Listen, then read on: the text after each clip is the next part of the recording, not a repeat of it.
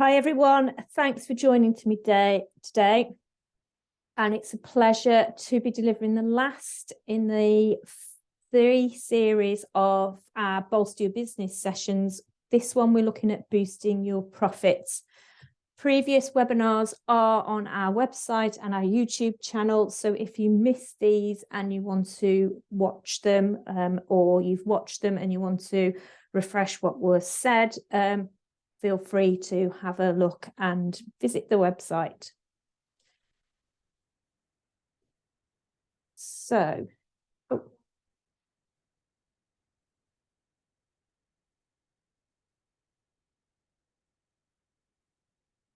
a bit of a, I'm going to have to stop share because I don't know what's going on with my screen, sorry.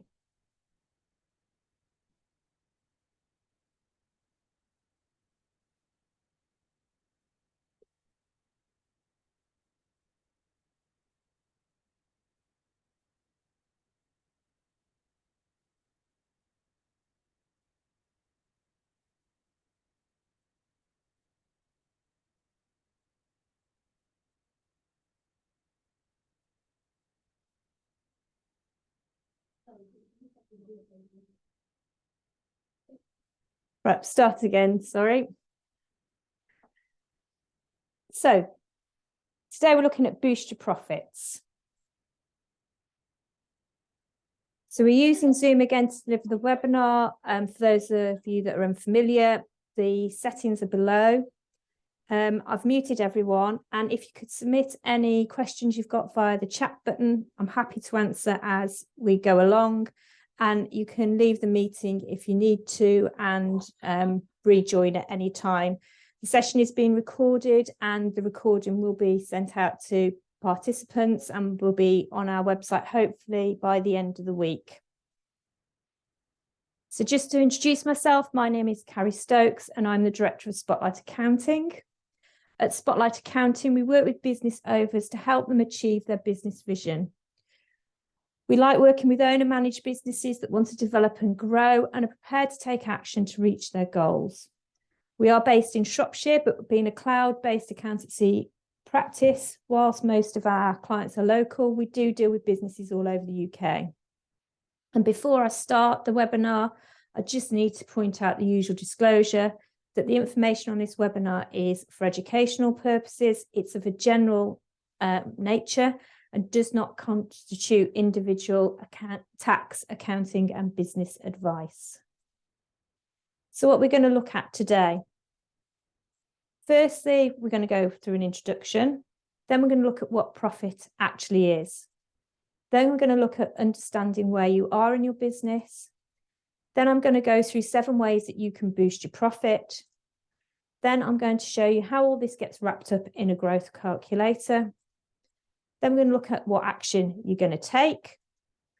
We're going to have some questions, and then I'm going to close the webinar. The presentation is approximately 30 minutes, so we'll see where we are with questions as to how long this takes. So I am a real strong believer that your business is here to serve you, and it's here to deliver the profit that you and your family need for your lifestyle, and not the other way around.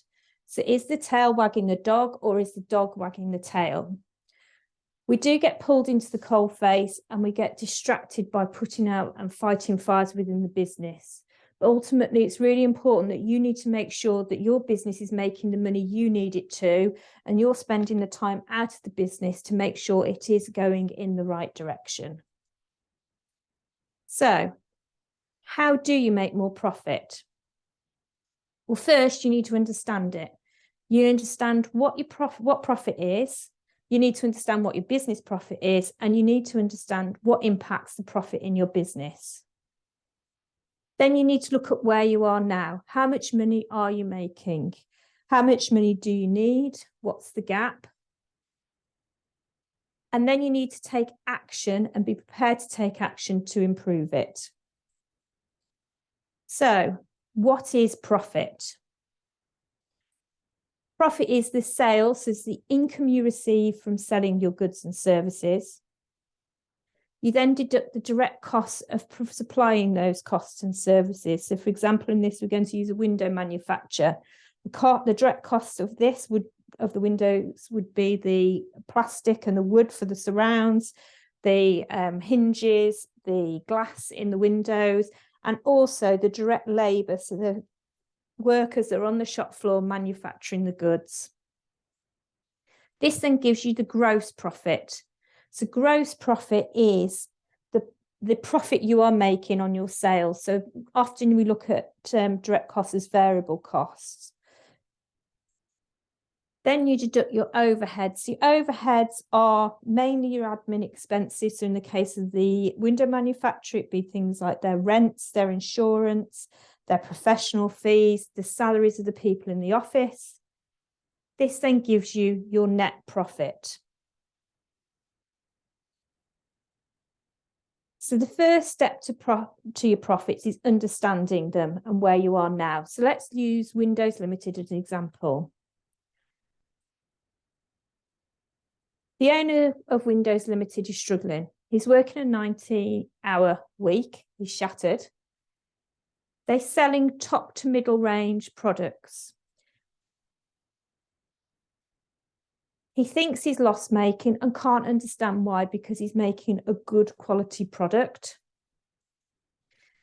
He wants to make £75,000 profit in the business, but cannot see the path in how to get there. So if we look at his current financials, his sales are currently £500,000. The business is making 25% gross profit on the windows that they're making. So for every £1,000 they sell windows for, they cost £750 to manufacture. So on £500,000, his gross profit is £125,000. The overheads in the business, so the fixed costs of running the factory, are £195,000 a year, and this is resulting in a loss of £70,000. So the way we like to work is, for a target, is to work backwards. So his ideal is to make £75,000. He could potentially shave £20,000 off his overheads. This then gives a desired gross profit of £250,000. So he needs to make £250,000 on the windows he needs to sell. As they manufacture high quality doors and windows, 25% isn't really the industry standard of the gross profit he should be making. It's 40%. So grossing that up, realistically, at 40% gross margin, he needs £625,000 worth of sales, and it should cost him £375,000 to manufacture those windows.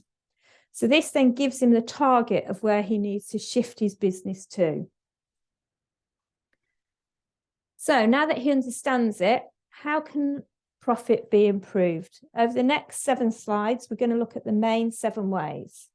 And this is to increase your prices, generate more leads, increase your conversion rate of leads, increase the frequency of transactions with customers, increase the order value, and reduce variable costs, and then finally reduce your overheads. So firstly, increase your prices. You need to do it now, basically. So now more than ever, it is really important to review your prices and what you charge to your customers. Suppliers are passing cost increases onto you. And if you don't pass those cost increases onto your customers, you will make less money. It is easier to regularly review price increases outside of the current economic climate. We do recommend small and often. However, at the moment, we're in turbulent times with record rates of inflation. You need to make sure that you're passing your increases on to your customers. In the case of Windows Limited, based on other clients we've got in these industries, the cost of glass and consumables could have increased or have increased by 15% in the last 12 months. Failure for this client or this example to have passed on these increases would have resulted in £49,000 less profit. That's £49,000 less for the owner and his family. So the second way you can improve your profit is generate more leads. So generate more leads is bringing more inquiries for new business into your business. So the first way you can do it is excellent customer services. So if you provide an excellent customer service to your customers, then they will tell people about you. Do you have a referral system in place? Do you ask your customers to refer you? The best time, there are various systems you can put in place for this, but the best time to ask them is when you've delivered a really excellent piece of work and they're really happy with it.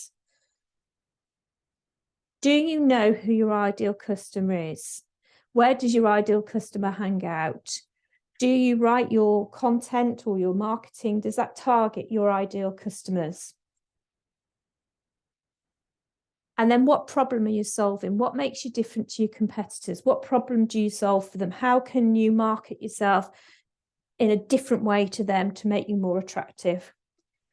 So in the case of Windows Limited, builders talk, and building a house myself, things just are delayed, people don't communicate, things aren't delivered on time. So with Windows Limited, if they can provide good quality windows that are delivered on time to the right specification and the right measurement, that will build up their reputation.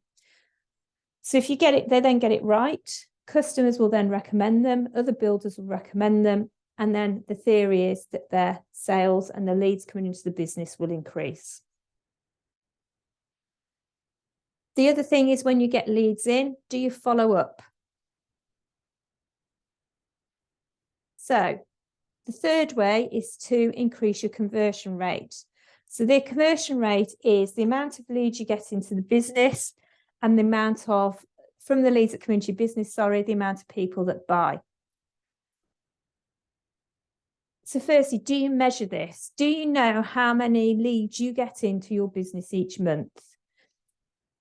This is not just for the business owners to measure, it needs to be staff-wide. So staff are aware of the leads that are coming in and the new inquiries that you have.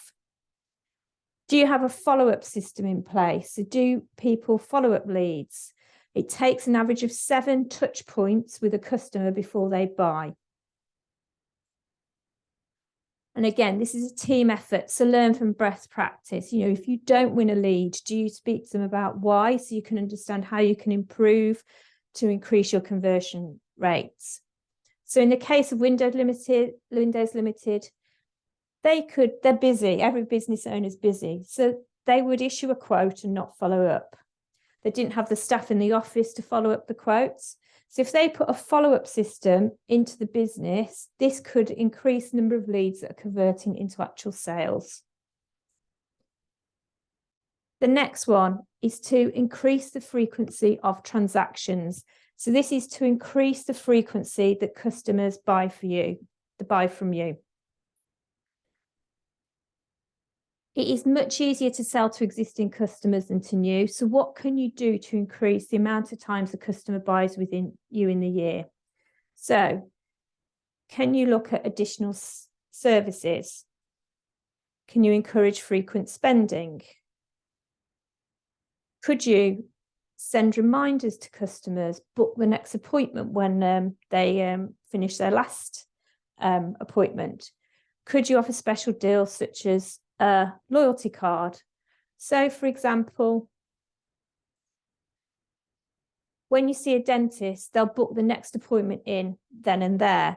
When you go to your hairdresser, sometimes if you can't make the 6-week gap, they'll often book in 5 weeks, so that actually you buy more times a year with your hairdresser.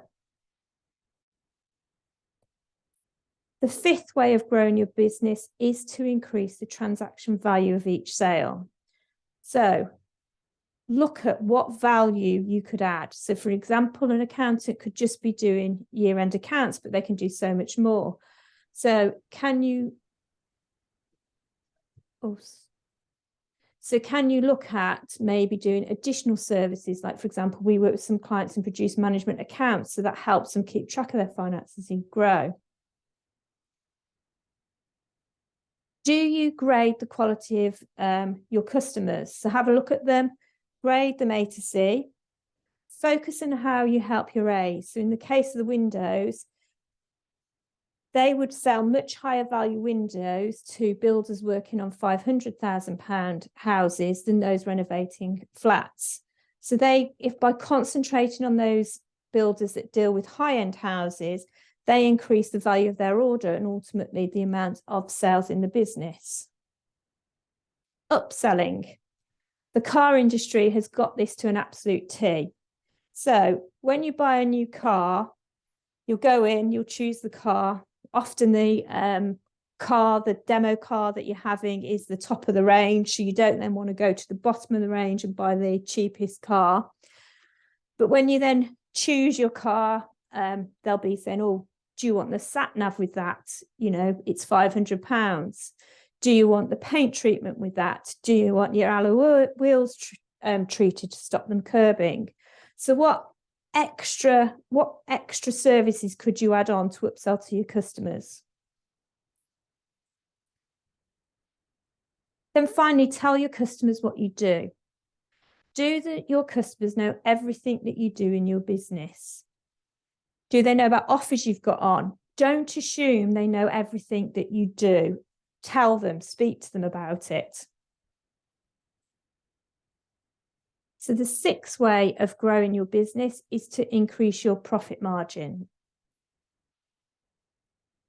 Do you know what the profit margin is on each product? Do you know which products or services that you sell give you the highest return back? And if you do and you can understand that, then you can focus on selling the goods or the services that give you the highest return. Do you monitor wastage? So that's wastage of materials and also efficiency of staff.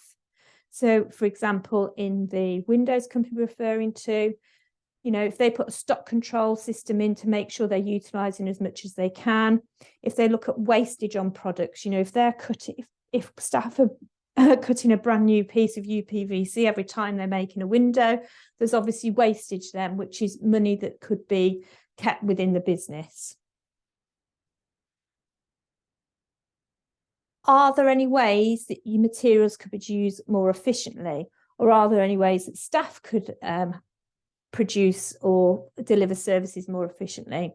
A great example of that is back in 1999 when I was studying, BIC changed their ballpoint pens. They went from, I think it was 4 or 5 parts within them to 3. You still got the same pen, but there was less parts. It cost BIC less to manufacture. So again, in the case of Windows Limited, do they need as much metal around the frame, or could they use a cheaper alternative that is just efficient? And again, with staff efficiency, do you monitor staff costs and how efficient they are? Are they sitting there twiddling their thumbs, or are they out delivering services or manufacturing products for you? So, for example, in accountancy, it's a big debate between some accountants, but we keep timesheets, and our staff have to have a target for the percentage they are chargeable to clients. If you're a website developer or a social media company, do you know how much time is spent chargeable to customer work? And then look at how that can be improved. Then the final way is to reduce your overheads. These should be reviewed regularly and at least annually. The quickest way is to review direct debits. So if you go to your bank account, it will list all the direct debits you've got going out of it. And more often than not, there will be software, subscriptions, magazines that you've subscribed to and you don't need any more. Look at what contracts you could negotiate. So, for example, if you have got telephone contracts, you know, when was the last time you reviewed those? Could you get the spend down? If you're on a package where you've got calls on top, is there a way that you could bundle that in an all-inclusive packages? Premises, you know, a lot of people are working from home. You might have a large office that you don't need and is, you know, you've got a space that can be utilized elsewhere. Could you look at smaller premises? Could you look at maybe renting out space that you don't need? The only sort of like witch's warning, so to speak, is with marketing and training costs. When people hit a recession, the natural is to stop the spend on marketing and training. But these costs are investing in your business future. And it is a proven fact that businesses that invest in marketing and staff training costs during a recession come out a lot stronger. The other thing to bear in mind when you are looking at reducing overheads is the value of your time. Your time is best spent growing the business. So, for example, if you use a social media company to post your social media postings or manage your social media account, you know, you've got to think how many hours a week of your time that would involve. So have you got, for example, if you pay someone 6 hours a week or 3 hours a week to manage your social media, have you got that time to carve out? Can your time be best spent growing the business? So taking all these 7 ways to grow the business, how can we look at the impact that can have on your profitability? So we have what is called a growth calculator. And the growth calculator is designed to show how small changes within the business can have a large impact on your profit. So in this example, we're going to use Windows Limited again. So if we look at this growth calculator, the company originally had 51 customers with a retention rate of 75%. So they had, because Windows Limited supplied to the trade, they had 51 customers and 75% of them kept coming back. Implementing improved customer services increased this retention rate to 95%. So this increased the retained customers by 10. They then used to have 50 new leads or inquiries a year, and the conversion rate was 25%. So because of improved customer service and because they were doing a bit of marketing activity, these leads increased to 75 a year and their conversion rate increased to 50%. So the new customers in the year went from 13 to 38. So the total number of customers have increased from 51 to 85. The average transactions per year remained at 1, but the transaction value went up from 8,000 to 8,800. So this has actually increased in an increase in annual sales of 406,000 to 748,000. They've then worked on reducing wastage within the business and staff efficiency. So the old cost of sales used to be 75%. So for every £1,000 of window, it would cost £750 to manufacture. And this dropped to 60%. So for every £1,000 of window, it was now costing £600 to manufacture. They went through an overhead exercise and managed to cut £175,000. The end result of this is the old profit was a loss of £70,000 and the new profit was £124,200. Now, this is an extreme example, but there are only small changes. So looking at your existing customers, the retention rate, and how you can improve it, measure it, can have large impacts on your business. So in summary, this is one of my favourite quotes. So sorry if I'm repeating it from the previous webinars, but insanity is doing the same thing over and over again and expecting different results. So you now have 4 options with your business. And, you know, we are going into, well, we're supposed to, you know, a recession. So what can you do? You can do nothing. It was a nice webinar. She had a point. I really should look at my prices, but it's a bit too hard. You can retreat. I might try a couple of things. It's been a bad week. I've lost a customer this week, so I'm best keeping things the same in case I lose any more. You can take normal amounts of action. I'll do the easy bits by looking at the direct debits, but I'll avoid the gross margins, which is where I really need to focus. So my quick wins will soon get lost with the next supplier increases. There's no point. Or you can take massive amounts of actions. I want to change the business. It needs to give me the lifestyle I'm working so hard towards. Cost of living is increasing, so your profits need to increase as well. You're not running a charity. You're not here in business to keep your suppliers going. You're here in business to give you and your family the lifestyle that you want. So what one action are you going to take from this webinar? Write it down on a piece of paper and email us. And if you email us as ever, we'll chase you up in a week's time. hello@spotlight-accounting.co.uk. So how can we help? There are several ways we can help you beyond this webinar. If you don't already have a business plan, we can work with you to develop yours. If you need a bit of accountability to make sure you're on track for meeting your goals, we can have quarterly meetings. We can have a one-off profit improvement meeting, looking at how the impact small changes can make on your business. And we can offer a 1-hour complimentary meeting that all our clients get. If you're not a client, we can have a complimentary meeting to establish you for the right fit for you. But in this complimentary meeting, we can look at what your goals are and how you can look to achieve it. So questions, does anyone have any questions? So I'm going to leave with a parting thought that smooth seas don't make skillful sailors. These are challenging times, and it's really important that you'll get your ships in shape to sail through the storm. We don't want you staying in dock. We want you to go out and ride the waves of the next couple of years. So finally, this is the last of our 3 sessions. I really hope you found them informative. Thank you for your time in attending this webinar.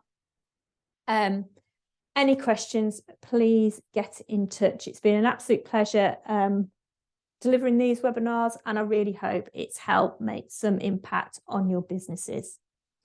Thank you.